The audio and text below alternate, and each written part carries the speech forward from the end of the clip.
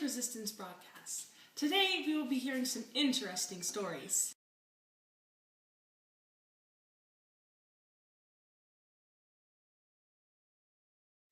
Let's tune in and see what I have to say. Last night, there was a broadcast from England that attracted many people of France.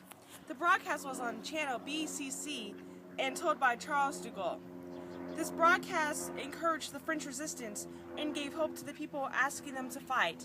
And if they did, help would come from the Allied countries, as stated by Charles de Gaulle. We've just been told that Edwin Ritter is in a German concentration camp. The action that put Ritter there was that he was accused of dropping supplies in from a British airplane to the French resistance. As an attempt to help his allies on June 6th and stop Germany, he is now a prisoner himself.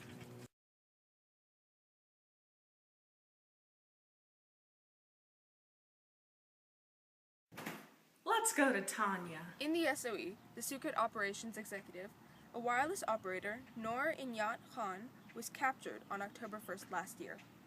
And the SOE courier, Alay Plumin, was captured this year, March. The SOE recruited women into Section F 2 years ago. On April 29th this year, Deschaux was liberated and found 6 missing agents. Yesterday was one of the worst attacks of the century, as the British and Americans joined forces to go against the Germans, who have occupied France.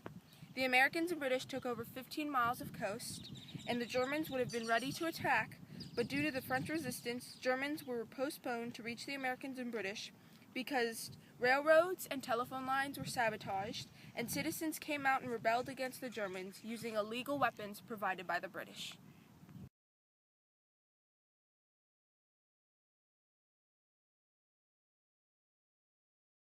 Let's go to Madison. A tragedy has happened today. 3 days after the Great D-Day, retreating Germany got upset with the leading resistance team, the Maquis. The decision was to have an example to show what happens to people who are against Germany. A small town named Ador-sur-Glane was wiped out and basically became extinct.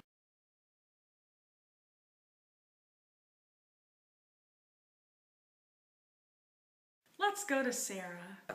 Henry was called down to the resistance zone, and when there he was asked to look at the dynamites to check the functioning of each one.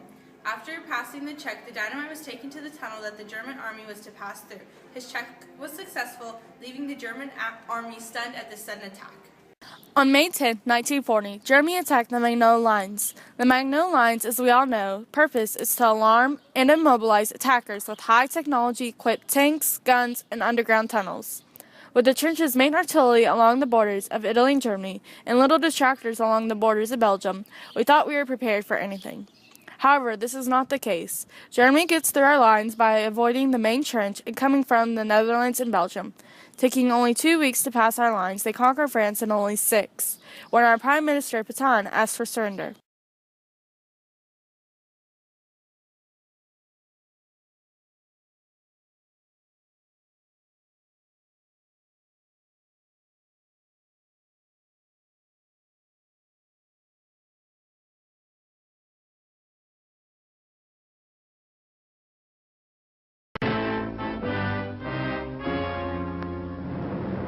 On the River Seine, halfway between Le Havre and Paris, is today's target, Le Trait. Objectives are power plants, boiler houses, repair shops, and shipyards. 36 B-26s took off, 33 attacked, protected by 11 squads of Spitfires. Workshops were hit with 40 tons of bombs. All vessels docked here were set afire as 4 other fighter squads swept the area. This was an extremely successful bombing mission, since there were no losses or casualties for our side.